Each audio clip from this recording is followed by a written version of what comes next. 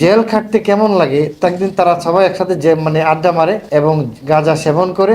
একদিন তারা প্ল্যান করে যে জেল খাটতে কেমন লাগে। তাদের এক বাবা, তাদের এই 6 জনের কোনো একজনের বাবা তাদেরকে একদিন শাসন করাতে বাড়ি যায় না। তখন তারা জানে যে জেল খাটবো, জেল খাটতে কেমন। এই কৌতূহল থেকে তারা চিন্তা করে যে কাউকে হত্যা করলে জেল খাটা যাবে। সেই প্রেক্ষিতেই তারা এই শিশু হোসেনকে বেছে নেয় এবং এই হত্যার মানে একটা নির্মম হত্যার তারা সংগঠন করে।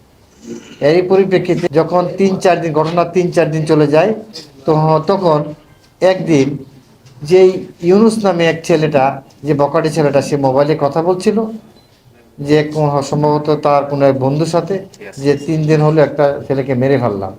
এই কথাটাই পাশ থেকে কয়েকজন ছেলে বস্তিতে শুনতেছিল।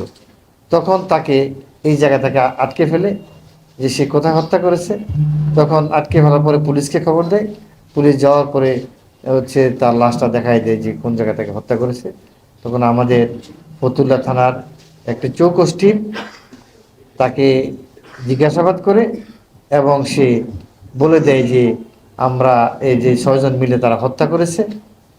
যে হত্যার এবং আমরা তাদের নাম এবং তার স্বীকারোক্তি মুক্তি আমরা বরিশাল থেকে আমাদের টিম আছে, এই টিম বরিশাল থেকে 2 জনকে ধরে এবং বাকিদেরকে তাদের কথা মতে অন্যান্য জায়গা থেকে গ্রেফতার করে এবং তারা সকলেই এই ঘটনার সাথে তাদের সম্পৃক্ততা আছে বলে তারা স্বীকার করে।